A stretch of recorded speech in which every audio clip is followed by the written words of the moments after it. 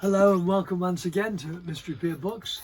Today is Monday, August 10th, 2020, the day after our 22nd anniversary. Louis and I were discussing this morning the fact that we should probably share with you a couple of the incidents and the experiences that have happened to us here at the shop over the last 22 years. Some incredibly fascinating people, not just the international celebrities, but people off the street, just wildly interesting personalities. One of which is one of our favorites, and it's about 18 or 19 years ago this occurred. It was the height of summer. It was a sweltering summer day. Louis and I were here, and there was a tinkling at the bell.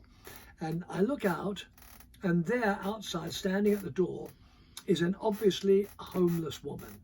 Looks to be in her 80s, elderly woman. I found out later she was 80 years old at that time. Her hair was all stringy with the heat and everything. Little woman wearing a house dress covered in dirt, earth, just all the way down. And she's holding, gripping tightly, 2 shopping bags filled with empty soda cans. So I opened the door. It's a big blue eyes, and there was a sweetness emanating from this woman. And I always remember my mother saying, never judge people. And so I said to the woman, hello. And first thing she said to me is, do you have any first edition Charles Dickens here? So I said, as a matter of fact, we do. And she said, you know, I could marry him. I thought, oh, she's a bloody lunatic. But nonetheless, I said, would you like to see them? Oh, yes. So I said, come in, please. So I usher her in. I take her to one of the cabinets where we had several first edition Dickens.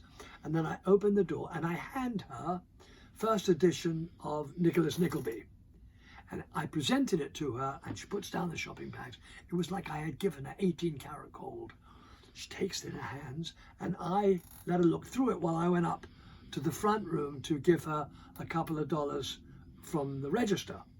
And her voice turns me around, and I turn around and she says, I'll take this. I said, well, actually, I said, you don't know how much it is. She said, well, I'll take all the Dickens. And she hands me an American Express Centurion card, the card with unlimited purchases, unlimited. It was the big American Express card. I was flabbergasted. Now, the bottom line to this, and this woman, she's dead now, may she rest in peace, was the most wonderful woman who became an incredibly faithful client of ours and a very, very close personal friend for many years. She was like family to us for many years. Here's the deal. She had an estate, big estate in Truesdale. She came down, she was gardening, and gardening was her hobby, hence all the dirt, I find out belatedly. So she's out there gardening, and a housekeeper comes down and says, oh, I have to remind you, you have a 4 o'clock appointment at the hairdresser. So she says, oh, I forgot. She says, oh, well, I'll go like this. So she looks at the housekeeper, she says, you look sick. The housekeeper says, I'm getting the flu, I think. So she says, well, go to your room and lay down. So the housekeeper said, yes, but you see, as you know, my daughter takes the empty soda cans to the redemption center, and I told her I would take them today. So the woman says, well, I'll tell you what, you lay down. On my way to the hairdresser or back, I'll take the cans to the redemption center. So she's driving down Sunset in a brand new Corniche Rolls-Royce convertible.